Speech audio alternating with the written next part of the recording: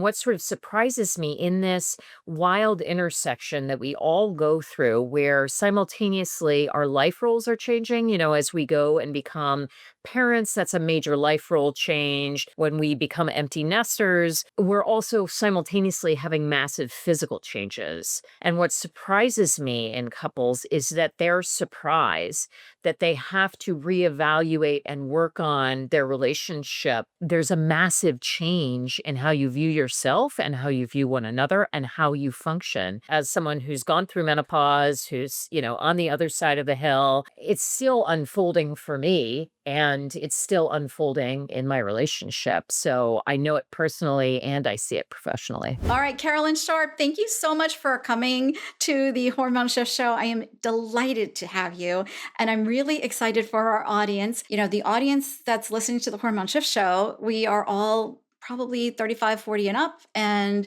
we're all in relationships, and things definitely tend to change. Oxytocin starts to wane as our stress levels go up. We are all very, very distracted human beings right now on Earth. I've been rooting for you on the sidelines, so I'm so happy to have you here. I cannot even begin to tell you. So let's talk about relationships. And I imagine that your audience is what age? Tell me a little bit about your audience and who comes to see you. I have a pretty wide range. I have couples as young as in their mid 20s, probably. I mean, I did have someone who was a young college student reach out to me, which is just the sweetest thing. She and her boyfriend were, separated for the first time at different schools, and she wanted to know how to keep it healthy. It was like the sweetest, sweetest moment. But for the most part, people are in their, I would say, late 30s to mid 60s, probably. That's probably the most common demographic that I get. Right. Yes. And when I first started doing the research, my research into hormones, I'm a functional medicine practitioner for the audience who is just now finding this podcast. I'm a functional medicine practitioner and I help women over 40 who are dealing with hormone issues, anxiety, stress, and even relationships and mindset and things like that. And when I first started doing my research into this type of our demographic and what's happening with the brain, one of the chapters in the book was all about relationships that I was reading. It's called The Female Brain. In the show notes, I will include the author, but she talks about how our relationships start to change because all of a sudden, now the mommy brain shifts, which is very prone to keeping the peace, making sure that everybody's safe and don't make any waves. And it's all about procreation. The brain is very much into procreation. And we tend to not make waves, whereas later in life, we're done. We're like, I'm done with keeping the peace. I'm done with trying to make everybody happy. And I want to focus on myself. And that is a big change, I think, for men in particular, because they're like, what on earth has happened? And what have you done with my wife?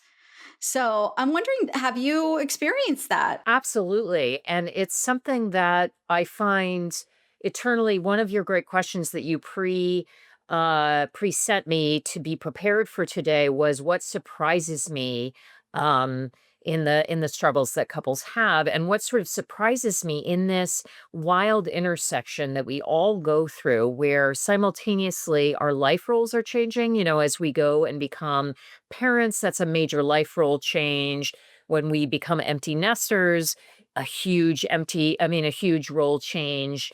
We're also simultaneously having massive physical changes as part of this. And what surprises me in couples is that their surprise that they have to reevaluate and work on their relationship as they go through this massive life change. That, whether it's taking a new job or having a new baby or your first kid going to college or all your kids leaving for college, that there's a massive change in how you view yourself and how you view one another and how you function in your relationship. And so I see it all the time, that there is a major shift that takes place. As someone who's gone through menopause, who's, on the other side of the hill, um, of that, it's still unfolding for me and it's still unfolding in my relationship. So I know it personally and I see it professionally. Oh yeah. Yeah, that's so good. Yeah, and do you think that people are like just surprised or they don't really attribute their physical changes or their hormones or anything to it? Do they are they just like thinking that they should be the same the way was at the beginning of the relationship? What do you think is the biggest misconception there? Well, that things should change at all or that there should be effort in it is the thing that people are continually shocked by. And I find people want to blame their partner for their struggle and don't want to acknowledge that there is a physical change, that I'm getting older, my body's changing, it's harder to enjoy X, Y, or Z, or I don't enjoy X, Y, or Z as much, whether that's a pastime, a hobby, or it's, sex in the bedroom or whatever, that things should just stay the same. And they don't want to acknowledge their body is changing and they don't want to acknowledge that they have to put more work in to something that used to be easy for whatever reason.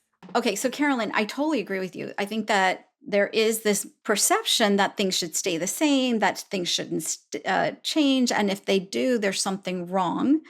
And in your book, you mentioned that there's a four-step process that you use on, and so this would go into the question of what's the biggest myth that couples believe about reigniting their relationship, and how does your four-step process call BS on it? Well, the first piece of BS is that it should just stay the same. The flame should never go out. And if the flame goes out, if the spark dies, there is a looming disastrous problem with the relationship. So that's the first thing I call BS, that of course the spark goes out.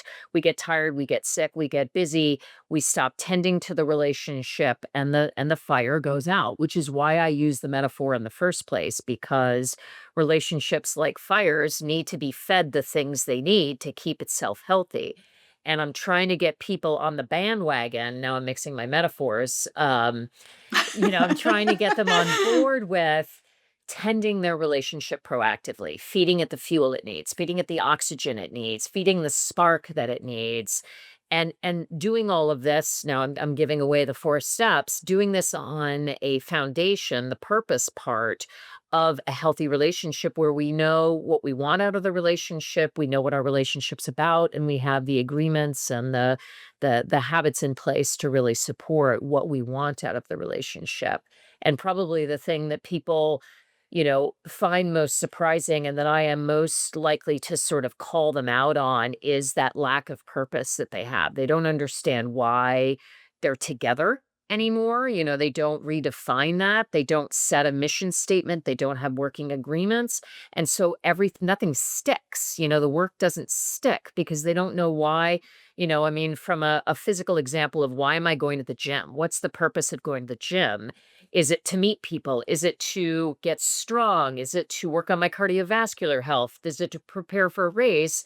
Or professional focus. Why am I going to this mastermind? Why am I going to this meeting? Why am I working on this project and working with this difficult person? We have to have a goal that we're working toward. And so the BS that I call most often is you can just kind of like wing it. You can just kind of, half-ass it, if I can swear on your your podcast, and Yeah. just sort of like flail around and just do, just go on a date. And that's enough to put the spark back. And you have to be more thoughtful than that if you want to sustain a healthy relationship. I love that. Yeah, and I think that that really does you're right. It does align to everything that we're doing in our lives. I love that you brought up your health and like you're going into the gym. What's the point of it? It's going to keep you going if you're like, you know what? I want to be if you have a goal in mind, Mhm. right? And it doesn't even have to be a long-term, short-term goal. But and I love talking about future self. And this is one of the main themes that I've been actually talking with a lot of my guests is that we've lost this connection to our future self. And and what we want our future to be like in many ways. And this is very important in health. And I didn't can make that connection with relationships until you just mentioned it. So I think this is really valuable for everybody. But when you are thinking about your 80-year-old self, like, how do you want to be? Do you want to be walking on the beach, be able to hold your grandchild's son hand and race them to the end, or do fun things? And it all goes back to that future self and your goals. And I never put that together. I love that with your relationships, because I think in many ways, depending on how long you've been together with somebody, like, it can sort of fizzle out. And what do you think might be one of those things that is a key that you might need a little bit of support, or you might need to start putting some kindling in the fire? What do people come to you for? Well, not only can it fizzle out, it will fizzle out. I mean, there will be periods. I haven't met a couple that haven't had periods where it's fizzled. I mean, it may only be a few months long, but it fizzles because life gets in the way of us doing things. Just like in our health, we go through periods where we're eating too much sugar or we're not as active or whatever. It happens. So I try to normalize that as much as possible, so that people aren't freaked out by it and so that they know what to do to minimize it and to integrate health into their relationship as a part of their daily life rather than just tending to it when there's a crisis, which is much more work. When someone is having an affair or thinking about having an affair or an emotional affair or whatever it is, or fantasizing about leaving and living on the beach by themselves. I'm trying to help them before they get to that point. And so your original question is, what are the signs and signals that this is coming? I mean, it can be anything as sort of large as we feel like roommates with each other. That's a few steps past the point. Um, Earlier on, you recognize that really we only talk about our work or the kids. We're not having sort of those soul shaking to be dramatic about it, but those really fascinating, really fiery conversations where we both feel most alive with one another. We're not having fun together. We're not laughing together as much as we used to. These little signals that couples tend to sort of sweep under the rug and not look at, like, oh, he's just tired. I'm just tired. Let's not pay attention to that. All right, one day, that's fine. A couple of days, that's fine. After about of like, 3 or 4 running interactions like that, you wanna have a conversation. Have you noticed that we haven't been laughing together in a week? We haven't done what we normally like to do with each other in a month. Talk about it then, rather than waiting and coming to me 6 months after you noticed it, a year, 10 years, 30 years after really not putting in deliberate, thoughtful effort into your relationship, or putting deliberate, thoughtful effort in and it's not working, because then you're doing the wrong work. Yeah. Yeah, I totally see that. So we're talking about preventative rather than rescuing, really, behaviors. That's very, very different. And now, because I think we've got, like, we've got hormones, we've got careers, we've got caregiving, it just hits differently now. We're more at risk for all this stress and everything. What do you think is getting in the way mostly? What's the theme in your clientele and what you're seeing out on the ground, boots on the ground type of thing? What's getting in the way? People are letting their relationship be the last thing they tend to. They're underestimating the importance of tending to their relationship and working on their relationship. And like, "Oh, I can do this after the kids are in bed, all the dishes are done. I've returned all the phone calls. I've folded the laundry. I've completed all my work tasks. I've whatever, washed my bike. Like, I can leave this to 10 p.m. at night to even think about it. That's the theme of the problem I see most often, and I feel like I'm screaming. You're reminding people of one thing, I'm reminding people of another. Don't leave your relationship to last on the list, because it is the thing that I find more than anything impacts our health more than anything. If our relationship is not solid, we feel funky. We're distracted. We're carrying cortisol. The allostatic load in our body goes up if we've had a fight with our partner and then we go to work. If we feel secure in our relationship, if we see it feel solidly connected, we feel better. We have more energy. We're less distracted. All of that sort of stuff. And it isn't a means of, you have to give up your golf game or you have to give up, your girls' night out or whatever. You don't have to give anything up in order to do that. You just have to sort of be more intentional with your energy in your relationship in order to feed it in the way you need to. Oh, yeah, I totally like that. I really enjoy that, what you just said. Because what I find that we're not really, we are juggling so much, and we do have to make purposeful intention and action towards it. Um, Now we've got women who, and it's funny for the audience, I'm going to link an article that I sent to Carolyn, and it's about the Menno divorce. and, and a lot of women who, now we talked about a little bit of like, not only our hormones changing and our roles are changing, but our mood is changing. And what happens is that we are a little bit less likely to put up with things that we did before. We are less tolerant of behaviors that maybe we were okay with a while ago, and maybe we're not so much anymore. A lot of it has to do with like the woman taking care of somebody else. And a lot of times we're done. We're like, that is all very much of a hormonal shift where we're experiencing that loss of oxytocin, where it less of a tending befriending, we're more of a introspective, like now I get to do what I want to do. And we see a lot of marriages kind of dissolve in this stage. And a lot of it in this article, it actually says things. I'll link it in the show notes, but it's called "Welcome to the Menno Divorce: Why Women Aren't Sweating Marriage in a Sea of Hot Flashes." Um, and it talks about women who are like just angry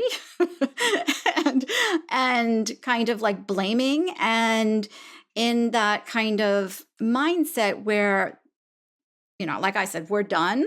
I love my husband is one of the paragraphs. I love my husband, but I hate him, type of thing. What do you say to this woman who is probably listening to the show right now? Well, first, prepare to be irritated or pissed off at me, because I will say, I mean, I'm all for women and all people making the decisions for their lives that feels best.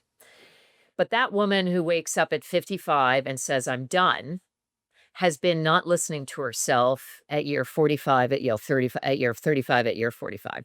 She has not been creating a healthy relationship, and she owns 50% of the dynamic where she's doing more than her partner is doing, male or female. I mean, I see gay couples, lesbian couples, straight couples. This dynamic crosses all of those lines where there is someone who's an over functioner and an over under functioner. And the painful, annoying reality is that it takes an underfunctioner for there to be an overfunctioner, and it takes an overfunctioner for there to be an underfunctioner. And so, this is a dynamic between two people where there's a reason why you do everything and why you have done everything for 20 years or 30 years. There's something you're getting out of it that you have liked, and maybe it's avoidance of confronting your partner, asking. Maybe you're not comfortable asking for what you need. Maybe it's that you like the way you do things more than the way they do things. Whatever it is, you have to own your part in the dynamic, and if the loss of oxytocin is your excuse for calling, "I'm not doing this anymore," great. I'm sorry that you waited until the oxytocin loss and you didn't call it out at year 3 rather than at year 30 to say, "I'm sick of this. This isn't working for me anymore. I want something more. I want something different." Divorce isn't the only option. It takes more work after 30 years, which is why I wrote the book and developed the program that the book is based on, to get people working at month 3 rather than year 3, and certainly rather than decade 3, to get working and creating a healthy dynamic where both people are getting their needs met, including that woman. I mean, I want you, whoever's listening, to get what you need and get what you want. And if your future self is walking alone on that beach, that's great. That's fine. Have at it. But it's not his fault. It's not menopause's fault. You're making a choice. Own your choice. Be empowered. Take responsibility for your part. And I say this as someone who makes bad choices in my relationship, basically on the daily, where I don't feel like dealing with, I'll just clean up after my husband the way he cleans the counters because it's my shit, like I like the counter the way I do, and it's not worth the conversation about it at this point. I have to own that that's my choice and not be resentful toward him because, it's not like that's the way he does it. He's fine with it. It's my issue. Yeah, I 100 Carolyn, I'm like saying, "Yes, preach." I agree with all of what you just said, and I love that because one of the things I teach in my program is also 100% radical responsibility. It's like you do have a responsibility, you do have a say in your marriage, and I do think that again, like we're talking about like the influence of hormones. Most women don't even know this though. Most women are not like, and we do have like this sudden like awareness about okay menopause, and suddenly we're seeing the trends in the language that's being spoken in on the internet, on the media. People didn't even know that it was hormones for a very long time. But I like the fact that we do kind of create awareness around the fact that it is your brain. Your brain is changing, right? And it is related to hormones, and it's not necessarily your husband. And when you are, if everybody else is basically doing the exact same thing around you that they've been doing for years, and the only thing that's changed is, maybe it's you. Whether or not you're going to tolerate more or not, that's totally okay. But it is about like understanding. I like what you said that it was along the lines of it served a purpose. Like either you're raising a family, or there's one of you was the breadwinner and one of you was the stay-at-home person, and it does serve a purpose. I like that the you called it out. It's like there's under functioning and highly functioning, but also I want to point it out that I want to say it might be even more context specific, like, or like, like depending, like, I'm not going to be the one that's going to take over in the car situation. I'm like, I'm going to leave that one to my husband. Or like, I prefer to drive, even though he's a crazy driver. I'm like, I prefer to be the passenger. And now I just sit in the back seat. So with my iPad, and I'm like, with my head down. So like we can have these moments where we're like, all right, I know things are changing. My body is changing, this kind of awareness.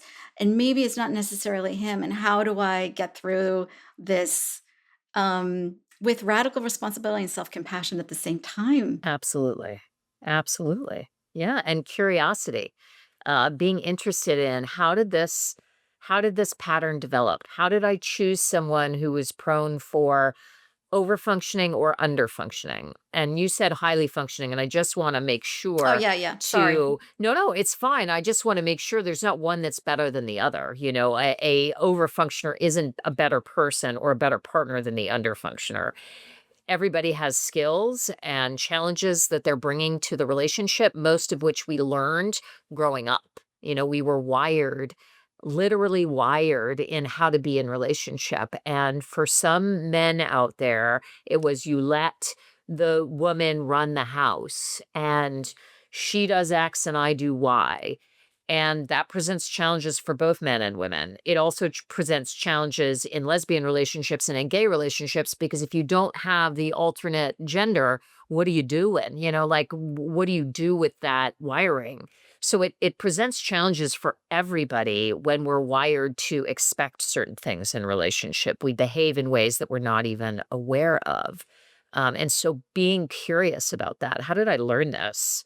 How did I develop this habit? How did we develop this habit? What does it do for you? What does it do for me? Why do we keep doing it when we both feel frustrated about it? Because the other dynamic that takes hold in an over-functioning relationship is the level of criticism and contempt that lives in there of being angry with your partner for not doing it right or not initiating it or all that sort of stuff. And so then that doesn't encourage the under functioner to move forward and initiate things. If when they do, they're criticized for how they do it. If they don't do it, they're criticized, well, it's about time. Well, why am I gonna initiate something when you're gonna criticize me? And so it takes both that radical responsibility, that self-compassion and curiosity. I would almost argue most importantly of like, what is this? And what is the cause? Is it my hormones? Is it my brain? Is it the role shift that's taken place right now? Is it our expectations? Is it our lack of what is it that has caused this, the flicker to go out or the anger to build in our relationship? Yes. Oh, that was so good. That's like that is on itself. I feel like we all just participated in a huge TED Talk. Like right now. I'm like, that was amazing. I'm like that. I mean, the way you're talking about it, I see it in myself. Like there's certain things like lately I'm not sleeping. So I'm sleeping in and my poor husband, he's like, and he'll start the, do things that he doesn't usually do. And he's like, I took care of this and that. And I'm like, thank you. I'm Do you like, want a parade? he's like, I just do everything around here. I'm like, I know you feel like you know everything around here, but it's it's so funny. I do. I also I want to step back to the earlier part of our conversation when we were talking about how things kind of ebb and flow and come in and out, and we can have moments where we're expecting it to just not need the tending, not need the care, and how do we and now it's like kind of in this combustible type of time in our lives where things are changing. uh our stress landscape is definitely changing. What do we do to train ourselves to kind of speak in a different way that we're not used to and still try to tend without like insulting, without because we might be caught in dynamics that just aren't helping. What do you recommend? Yeah, I mean, start small. Um, Practice having little conversations where you don't need to beat the ever loving crap out of the conversation. Where you're just naming.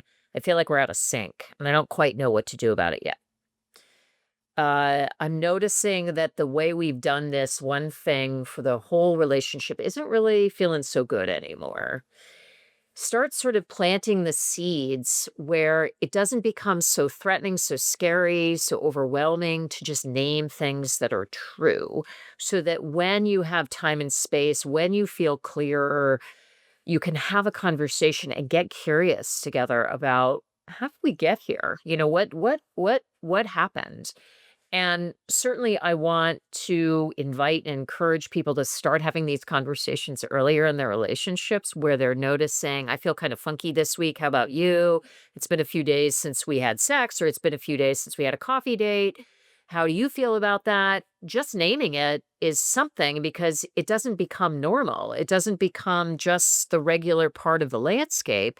And so I certainly encourage people to start having that conversation right from the get-go in their relationship or as soon as you notice it. But if it's 20 years down the line, if you're in menopause, if you're in midlife and you're just realizing it now because of hormones, because of the brain changes, start there. Start where you are and start small of just I don't feel quite as happy with how our relationship is now as I hope I would or as I want to. And I just want to start the process of getting happier together. And then have a good day. Love you. See you tonight. It doesn't need to be people think they need to torture themselves and have like ugh, really intense hours and hours and hours. And I don't that is not the way that I work because it's not sustainable. And we all sort of reach our fill level of emotional chow chow, emotional conversation where, like, I can't talk about this anymore. And couples try and beat the conversation until they're both, it doesn't work. So just start like small. Yes, I love that. And you also mentioned, I think, in your book that you try to use humor with having that as kind of like an anchor for your connection and to kind of diffuse the situation. Tell me a little bit more about that. How do you use that in talking about this? Our brain, when the nervous system is rising and our stress level is rising, there are things we can do that create what's called a state change in your brain that sort of provide a breath of fresh air. Humor is one of them. A change of subject is another one. A distraction is another one of like, oh, squirrel, look over there. It provides a little steam valve release for the brain or again, I'm mixing my metaphors as I am so prone to do. that allows us to sort of take a breath, to reset. And so, I mean, I've been a therapist for going on 30 years. One of my defense mechanisms in my development as a healthy human is humor and sarcasm. And it is, I call myself the Roy Kent of couples therapists and couples coaches because I am like brutally honest and like very flip and funny. I have 30 years of experience for using it in ways that master the moments, though I use it wrong frequently as well.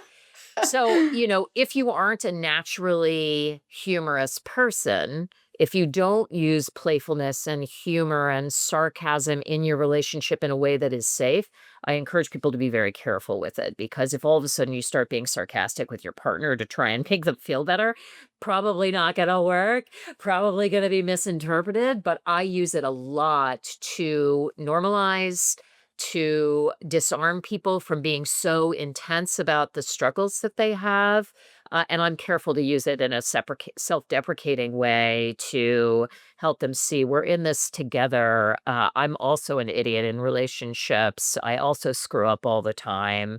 Here's a funny story of something stupid I did so that when I'm challenging somebody or when a partner is challenging another partner in coaching or therapy with me, they get support in recognizing you're not alone. It's okay to make mistakes.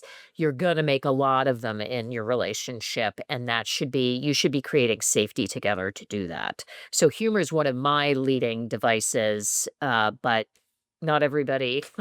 I don't recommend it for everybody if it's not something that naturally occurs because feelings get hurt. And my husband was raised in a very different household than I was, obviously, since, if we were siblings, that would be really bad. Um, Yeah. Example, humor number one. But so I got myself in a lot of trouble. I hurt his feelings a lot in our early days in my use of sarcasm and sort of bluntness and directness. And I've had to alter it. And he's also, developed sort of a skin for it and knows what I mean now. So that when I make a joke, he knows he can hear the tone in my voice or, the look on the twinkle in my eye. So he knows I'm being playful. Um, but I've screwed it up a lot as well. Oh, well, that's part of the process, right? Like, I want to say that uh, being funny, first of all, does not come naturally to me. It does for my husband, I when I do, I have noticed that, and I like how you said it's like an escape valve for the brain, and it kind of disarms the whole situation. When you make something, it's not easy to be criticized, right? It's not easy to be.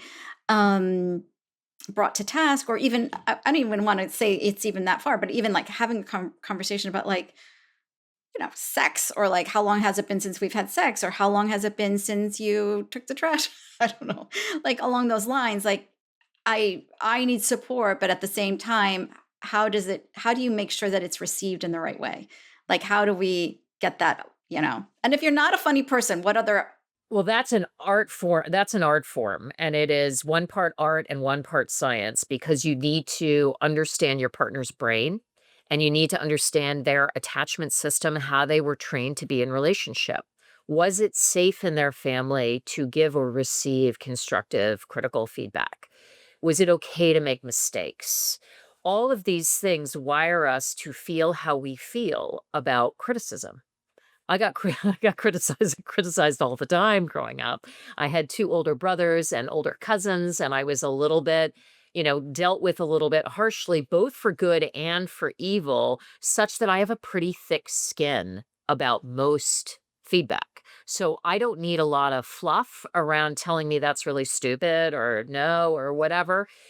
Other people, my husband included, didn't grow up where that was the same it wasn't done the same way, and so he needs a little support around feedback, and so the art and science of this is knowing your partner's brain and knowing how they were trained in relationship so that you don't try and treat your partner the way you wanna be treated. Like the golden rule, it's like taking the gold to platinum or something, where you're treating your partner the way your partner wants to be treated in the delivery of feedback. And you need to pay close attention. And this is so one of the biggest things to do that I recommend is watching your partner when you deliver the feedback, facing them so that you're seeing both their face and their body to see how did that land.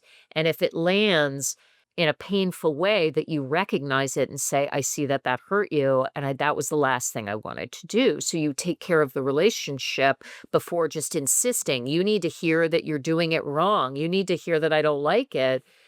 Okay, well, full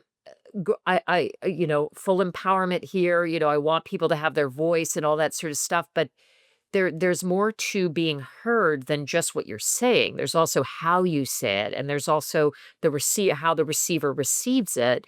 That's There's science to this. And so it takes both partners working together to go, how can I give you feedback? I don't want to hurt your feelings. I don't want to make you feel small or bad, but I need to be able to tell you when something isn't working for me.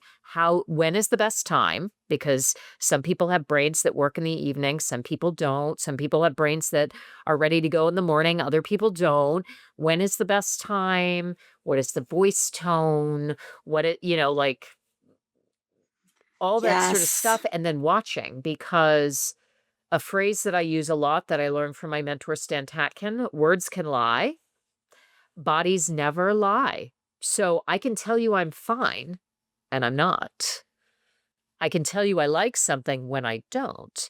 And partners need to be paying attention to the physical cues, because I think it's anywhere from, the science says it's anywhere from like 65 to 80% of communication is nonverbal. So if we're just listening to the words, we are missing so much of the data, so much of the information, so much of the material about who our partner is and how they function. So that's what I would say, to pay closer attention. Oh my gosh, Carolyn, are you kidding me? I feel like we've just had I feel like I should pay you after this, like for a little session here. Oh my God. I'm like, I just got so much out of this. I want to tell you that that is huge. And tell me, why does this happen? Because this is what I find. Like, I think like when it's people outside of like your immediate, I feel like with husbands, wives, or partners, same sex, whatever sex, it's like this person is so incredibly close to you and so incredibly like they almost can see your thoughts going through your head, right? Because you it's like somebody like the back of your hand.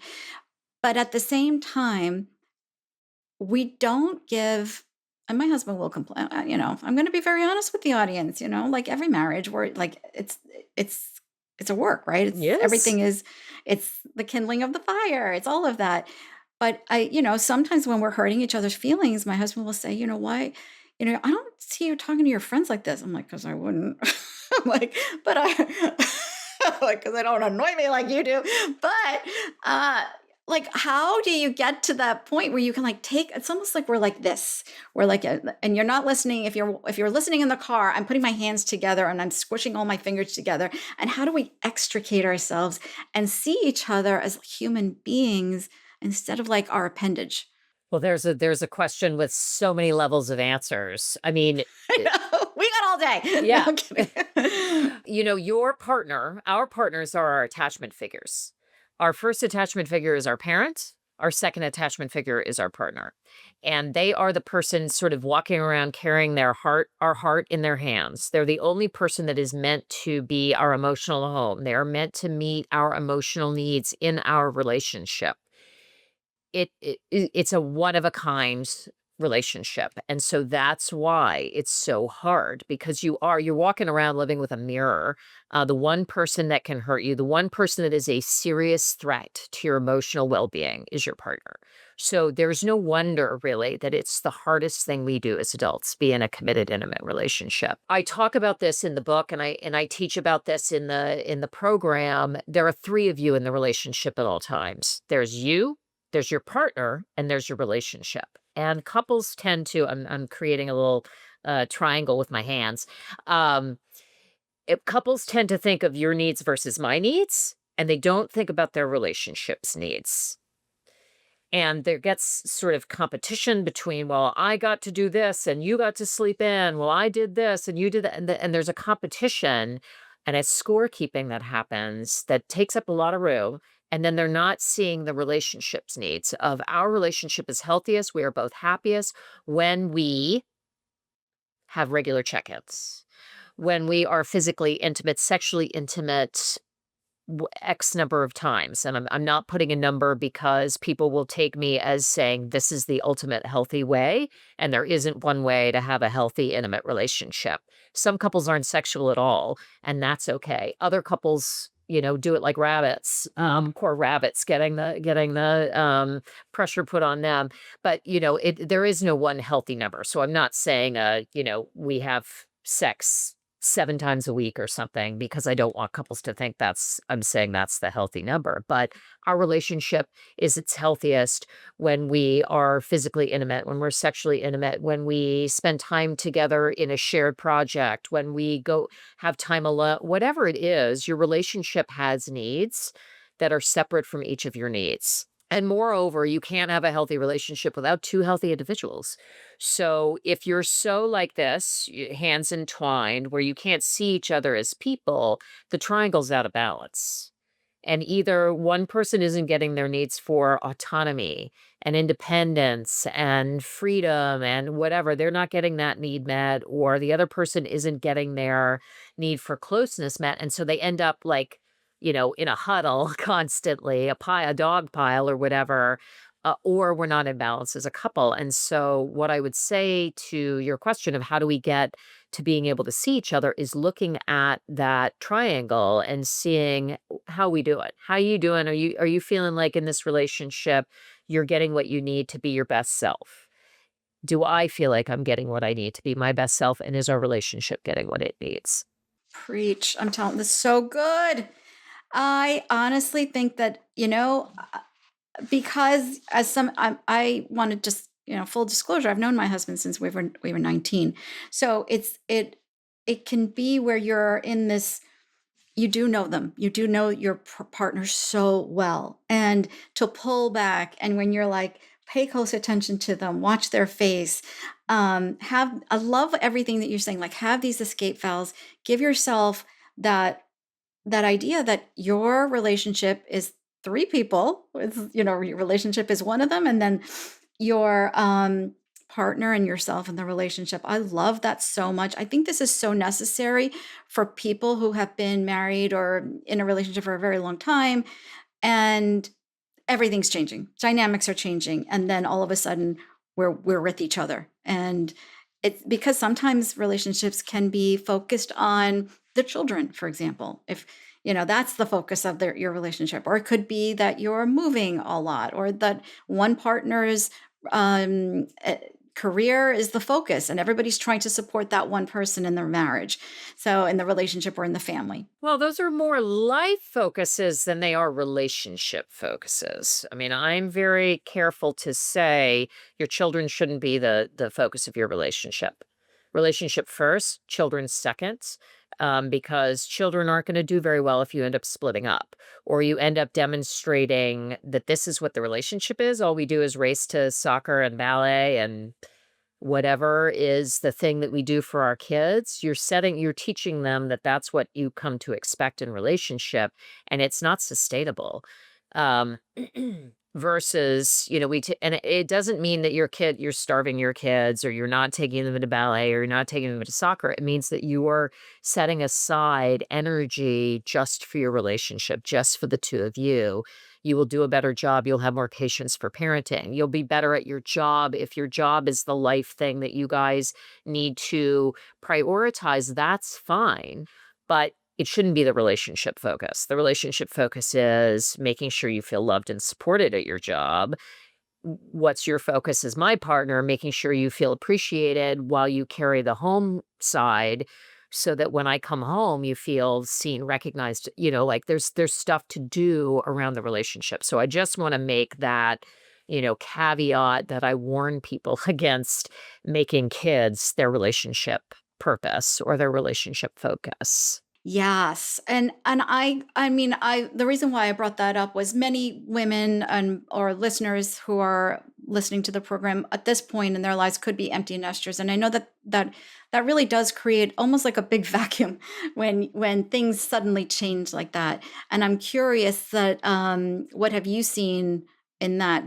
Do you find that what you just said was that shouldn't be the focus, and now we're seeing like, oh, it was the focus by accident, and now it's like we're looking at each other. Yes, we're looking at each other and we don't even know each other anymore because we put all our energy away. We like not even the three of the triangle, like a fourth thing, a thing outside the relationship. We've been staring in the same direction away from each other, like parallel lives. And now we don't have that thing distracting us. We've retired, the kids have left. Who are you? And why am I with you? What are we freaking doing here? And that's what I try and prevent, having fired up being a preventative book to prevent many of the problems and to build health into your relationship, whether you're 1 year or 10 years in. I mean, and if you're at 30 years, that's great too. But this is an explanation for why that happens because you neglected the relationship for 30 years to focus on your kids. Ooh, yikes. And you can still, any relationship problem short of violence can be solved as long as both people want to solve the problem. So, at menopause, at empty nest, the spark can be brought back. It will look different than it did from when you were 19, because you're no longer 19 and you don't live the life of a 19-year-old. So it's going to look different, but you can bring the spark back. You can fall deeply in love with one another. I had a couple that were married 35 years who came in, and my program was sort of their last gasp at resuscitating their relationship. And they had very different interests and they had raised their family and they like were looking at each other like, I don't even think I like you. And after doing just a couple of the first steps of the program of sort of like reevaluating their purpose and why do we want to be together and all that sort of stuff, they came in and they were like giggling and holding hands. And they looked like, I mean, they looked like young 20 somethings in terms of how their relationship looked. And it was so sweet and cute and inspiring to see. And it really just like this shit works if you do it. And so I say to all of the women listening and hopefully some men who are wanting to support their menopausal um, partners, you can bring it back. You can bring the love back if you want it back. Ah, I love that. I love that story. We talked about that offline together, and I think that it got me to the question of like what's the one tool that you think really is underrated and that you think is just, and you said, oh, this couple used this tool. What was it so that the audience knows? Well, there are really two. One is eye gazing, or eye contact, which I sort of named before. Looking at each other is, if you do nothing else, looking at each other will bring things to awareness that you need. The next most important one that you have to do what with eye gazing is listening, which everybody thinks they know how to listen, but most of us are terrible listeners. If as I'm talking to you on the podcast, you're already thinking of your follow-up question, your brain has stopped listening. And that is what we do as humans. We want to talk so much, we want to be heard so much that we stop listening to the other person. And so I have an exercise. I think it's like number one. Now it's probably number four, because I think finding your purpose is number one. But the listening exercise is the one that most often couples describe as a game changer for their relationship. And universally, they think it's ridiculous. They're like, "Oh god, this is like a role play, practice listening, and they think it's hilarious, and I walk them through how to do it, and they're like, "Oh my god, this sounds so dumb," but then they can't do it. They're like, "This is so hard. This is so hard," and then they do it, and they find it universally sort of game-changing for their relationship, that they learn things about each other when they take the time to actually do nothing but listen. Yeah, I actually I had to do this with a company that I worked with for a while, when we were learning how to resolve conflict. And it's interesting. Like we can have like a whole HR like focus on it, and it's something that you can actually use in your own life and your own health and your own relationships. But one of the things was looking at each other, but also listening and like not interrupting, which is huge. I was like, wow. Listening without responding, just reflecting what you hear.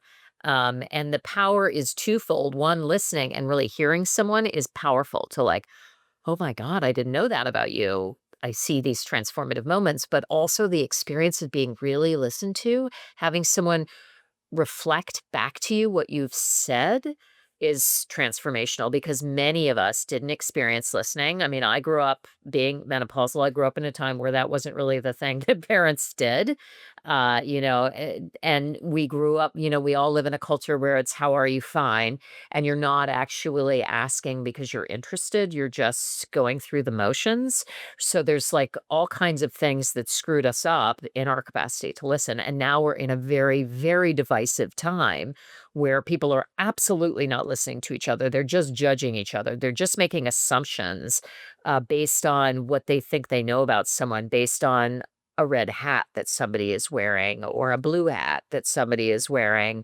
We're making assumptions and we're not listening to each other. Yeah, yeah. What do you say to the woman who's like, you know what? I don't know that I can get my partner to buy in on this. If your partner is resistant, I would encourage you to contemplate what has been their experience with past invitations and what has been your approach to past invitations. So, have they experienced it as criticism and shame and blame that you need to do this differently? Do they have experience with abandonment in their life such that they feel scared because they feel like, well, if we go to coaching or counseling or a retreat or whatever, you're going to tell me you want to break up with me. Do they have abandonment fears? What is happening for them emotionally that's causing them to respond that way? Do they have mythology about it means something bad if you have to work on your relationship? It means you're doing something wrong. All of which is something that you can work on and you can help them with. And do they understand why you want it? Are you posing it as an invitation that I want us to be closer? I want us to have more fun. I want to make you happier and I don't think I'm doing a good job of that. That sounds differently than you need to come with me to couples counseling. We need Yeah, to work on yeah, this. This isn't working for me. right. That sounds threatening. People are going to naturally, resist that. That sounds terrifying. Why would I want to go there? Why would I want to do that? Absolutely. I like your suggestions, but even on the other end of it, now you've got like you're thinking about your partner, you're like, I want my partner to get in on this. I don't think they're gonna buy in, and you have some suggestions. What if you're actually thinking on about your own self, like you're thinking it's too late for us? What would you say to somebody who's thinking that? I would ask some questions because sometimes they're thinking that because that's what they want and they, just are done. And so I usually just bluntly ask, are you looking for permission to leave? Like, are you like done and you just want me to make it okay for you to leave? Those are painful conversations. I hate it when couples come for me to help them break up. It always makes me sad. And it's an important part of what I do if they don't feel strong enough or they feel too much shame about wanting to leave their partnership or their marriage and so they need help with that. So I ask those questions, but then I assure couples and show them, I mean, I can tell them if you honestly do the work and you honestly want the relationship to be better, give me 3 meetings and you'll see what can happen. If you're both being honest about wanting to be there and wanting to do the work, if you actually engage the work for like 3 weeks or 3 meetings, you'll notice a difference and you'll see the breadcrumbs. And so if you're both, um, ready to do the work, I mean, from a book to a online workshop to a actual meeting with a therapist or a pastor or, like it doesn't need to be a therapist or a coach. It can be a friend, whatever. There are lots of ways to work on your relationship. But if you're both ready to do the work, your relationship will change if you're honestly doing the work. It's never too late. Which brings me back to that cute couple who came Yes. to your office and was like, they are ready. They're like, this is our last just ditch effort. And you also mentioned to me when we were talking, you're like, there's some people like, one partner is there, you know, going through the motions and like, hey, I'm ready to, you're finally in the chair and you realize pretty quickly, you're like, they're just, they want permission to let go. But I love the story of your little couple. That's because I think it really speaks to I'm willing to try that this is our last, this is our chance. And when you do put your mind to something like that, it can change. Well, and I want to acknowledge that both of them were not on the same page. So one of them like they came to me because one of them had said, "I'm done." So it was not a like we're both ready to give it our all. It was I'll try, but I don't really believe it's going to make a difference. Isn't that And it interesting, was actually Carolyn? in a Miracle heterosexual maker. couple. Yeah, You're I'm like, really not. I mean, like I have some intuitive capacities, but I can't fix the unfixable. You have to have a relationship that's fixable and two people that want to fix it for me to be able to work my magic. And interestingly, it was the woman that was done, and it was the man that was like dragging her to, all right, let's try one more thing. I don't want to go through divorce. I don't want to, and he showed up differently for 2 solid weeks, and she was like, "Okay," like, he's doing it. He's not just putting in lip service, he's actually doing the work. I'll I'll I'll go along, and they started doing the work, and it started making a difference. So, oh my God. Wow. Well, that I think is really kind of like that testament where like he's not like you're like I identifying like what is it going to take, what needs to change. And I maybe she never really voiced that before, which is interesting. yeah, and I mean, his ass was in the chair, and I mean, I shined a bright, shiny light on him as well to say, "Have you been showing up for her in the way she deserves?" No. Like he was honest. And like I was honest with both of them because have you actually how have you been making real effort to engage with him, or have you been making him feel bad about him? Well, so they both like got the crude expression has come to Jesus, the like sitting in front of the judge and jury of like, have you been doing real honest productive work together? No. Okay. Well, are you ready to, like this will change, but you got to be ready to do the work. And it's not going to be easy because you guys have neglected each other and your relationship for 30 years. Are you ready to actually do the work? Yes. And they did. And like 3 weeks later, they were back giggling. They ended up buying their dream house, their dream retirement house. And like, it was, like I was like, whoa, this is I didn't realize I was that good. you are Anyway. you are that good, Carolyn. Come on. Well, I think that is just a huge testament to even when things are looking like it's over, it can still turn around. Even if you haven't kindled that spark for years, it's not too late, and that we can definitely take a lot from this conversation.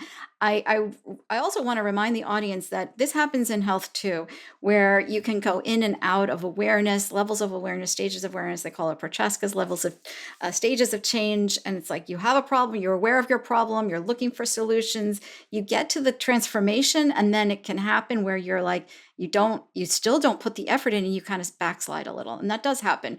And I love that you brought this to relationships.